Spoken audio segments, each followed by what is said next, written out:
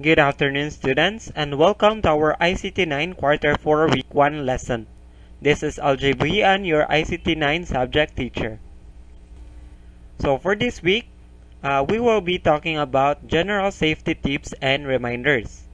So before that, let me introduce to you our objectives for this lesson. So at the end of the lesson, you are expected to A. Identify the general safety tips and reminders, and apply the general safety tips and reminders in the real-world situation. So now let's discuss about general safety tips and reminders. So when we are going to enter the computer laboratory, we need to observe good housekeeping in the area of the machines during and after maintenance. So next is to place remove covers and other parts in a safe place away from all personnel while you are servicing the machine. So while you are going to operate or fixing a machine or in the computer laboratory, you need to place those remove covers away from all your classmates or personnel in the computer laboratory, which might be will cause them some injury or accident. Then next, dress for the job. So while we are going to enter the computer laboratory, there are things or there are dresses that we need to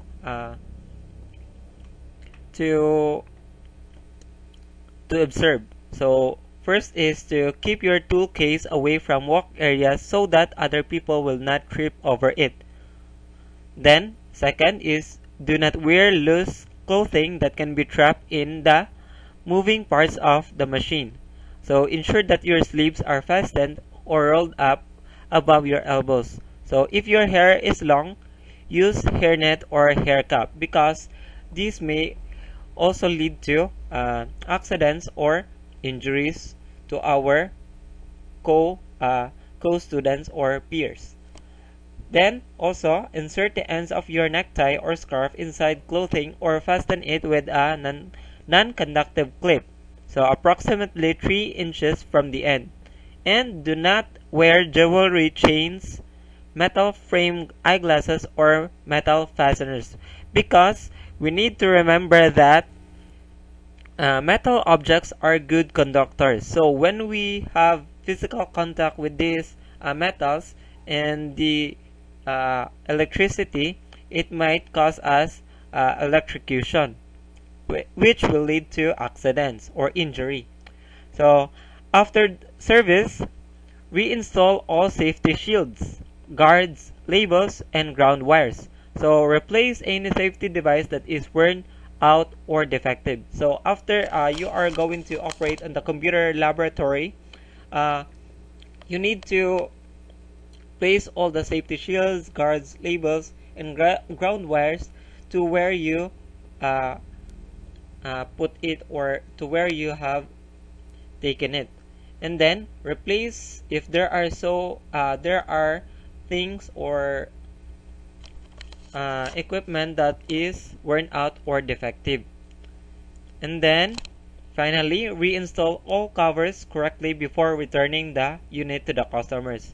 So before and after you are going to operate on the computer system, you need to cover it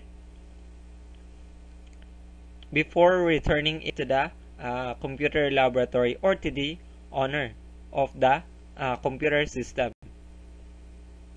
Then next, let's talk about electrical safety. So electric current from power, telephone, and communication cables can be hazardous. So to avoid personal injury or equipment damage, disconnect the attached power cords, telecommunication systems, networks, and modems before you open the server workstation covers, unless instructed otherwise in the installation and configuration procedure. So this is the most crucial in operating in the computer laboratory when we are just like disassembling or assembling computer hardware. So we need to disconnect all the power cords may uh, which may transfer electricity to the parts of the computer system, so that it will not cause us accident in or injury from electrocution. Now let us talk about the precautions on the computer laboratory. So first is disconnect all power before performing a mechanical inspection, working near power supplies, and removing or installing main units. So this is the most important thing that we need to do when we are going to perform mechanical inspection, working near power supplies, and removing or installing main units. That is disconnecting all power to the that gives electricity to the power to the computer system. The next is before starting working on the machine, unplug the power cord. So never assume that the power has been disconnected from a circuit. So first check that it has been powered off. So you need to double check if the power cord has been unplugged when you are going to work on the machines. Then third, always look carefully for possible hazards in your work. So before entering the computer laboratory, you need to check whether there are possible hazards that will lead to accidents in the computer laboratory. So just like for example, moist floors, then non-grounded power extension cables, and then power surges. So these are just some examples of possible hazards in your workplace. Then we have if an electrical accident occurs. So these are the things that we need to do. So these are just examples. So if there are accidents in the computer laboratory, we need to switch off the main power of that room so that the accident will stop, or you might be able to stop the accident. Then you need to send another person to get the medical aid. So a person who is has a specialty in giving medical aid for any person that will be injured in the kind of accident. And next, let's proceed to the safety inspection guide. So these are the guide that we need to follow when we are going to have safety inspection. So these steps will help you identify potentially unsafe conditions on electrical products. So check exterior covers for damage, loose, broken, or sharp edges.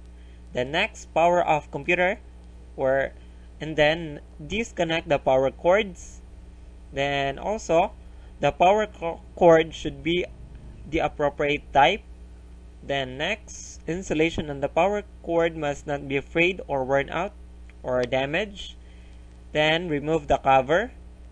So you cannot inspect or you cannot check your computer system if you do not remove the cover. Then check for any obvious alteration or changes on your computer system. Then use good judgment as to the safety of any alterations. Then check for worn out, frayed, or pinched cables. So you need to check all the cables if there are worn out, frayed, or pinched, because it may cause injury or accidents if you do not check it regularly. Then lastly, check that the power supply covers, fasteners, screws, or rivets have not been removed or tampered with. So that is the guide in safety inspection on our computer system. Now let us proceed to this next slide. So the supervisor is responsible for taking appropriate follow-up action, so including getting medical attention for the injured, so completing an investigation report, and recommending or implementing appropriate corrective actions. So in the computer laboratory system, there is one responsible for taking appropriate follow-up action when there is an accident which had happened in that room or laboratory. So they are the ones will get also the medical attention for the injured, and then they will also complete the investigation report, and then they will also recommend or implement appropriate corrective actions for that kind of accident. Now let's proceed. So the primary purpose of the accident investigation is to identify the cause or causes of the accident, incident, or near miss, and take action to prevent a similar occurrence in the future. So in some instances, an employee's or volunteer's failure to follow recognized safety procedures will require disciplinary action to protect coworkers or peers. So remember that one person's actions can jeopardize the safety of others in the workplace. So if you do not take care of yourself in the computer laboratory, or you might be able to jeopardize the safety of your classmates or co-workers in the workplace.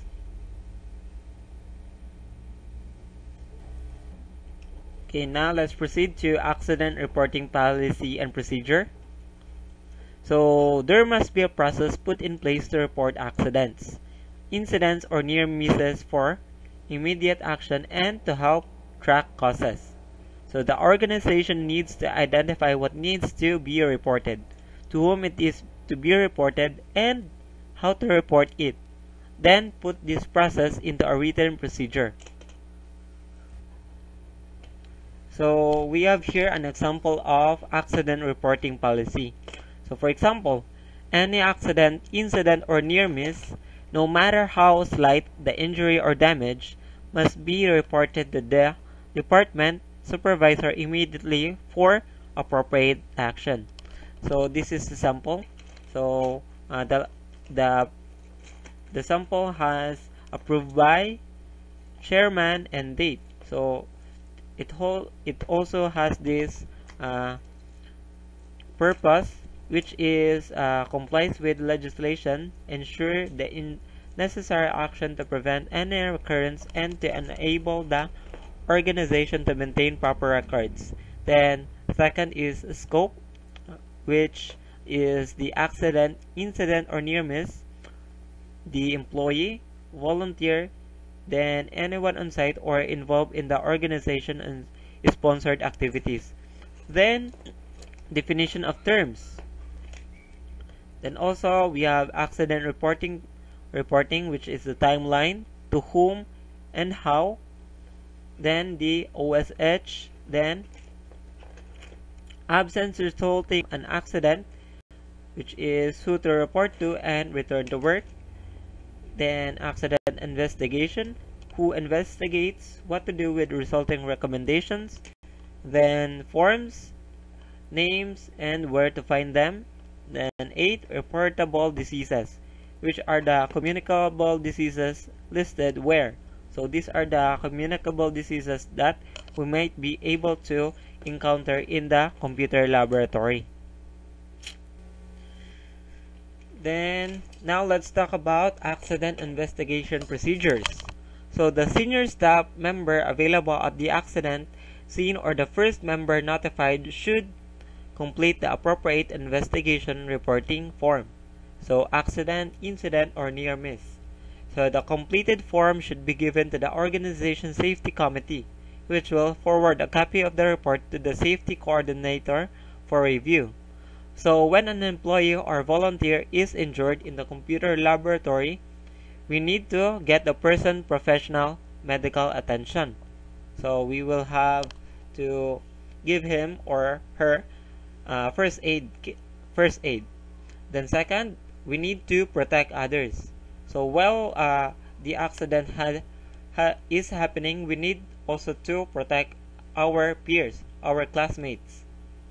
then also ourselves. Then next, minimize property damage.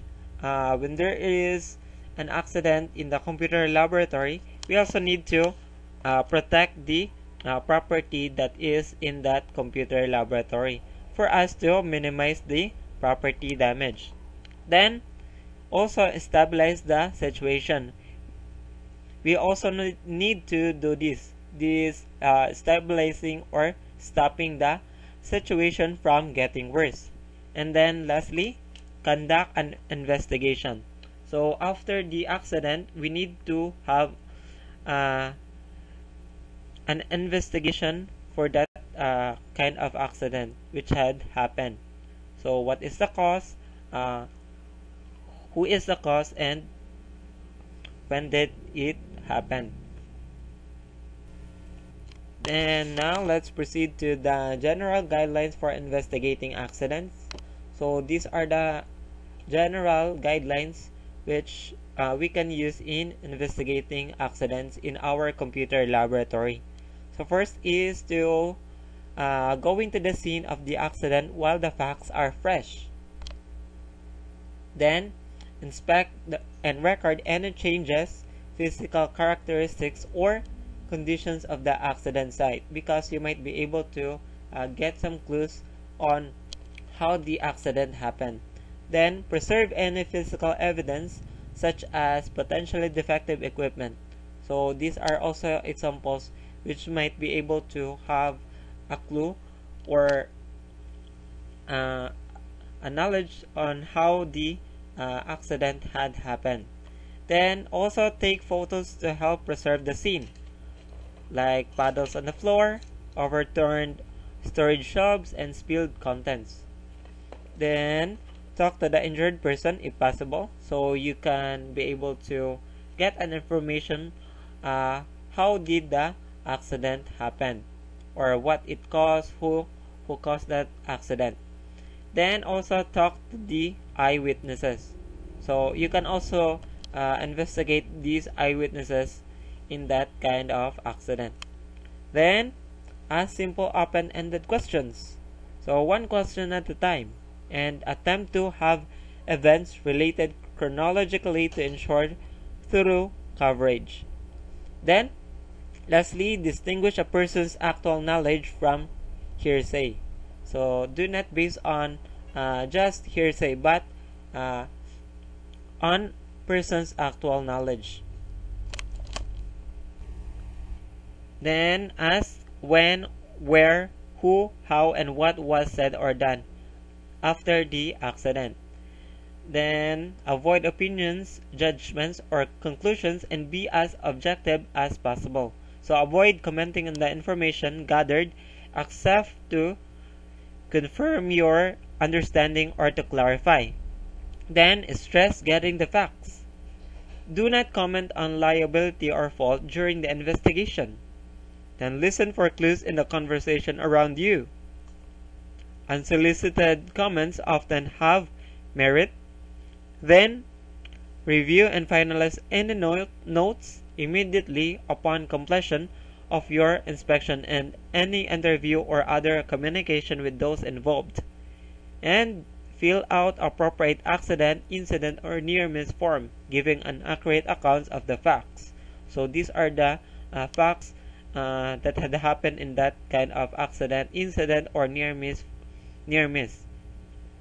Then lastly, send the form to the safety coordinator and safety committee for their review, and so that they might be able to recommend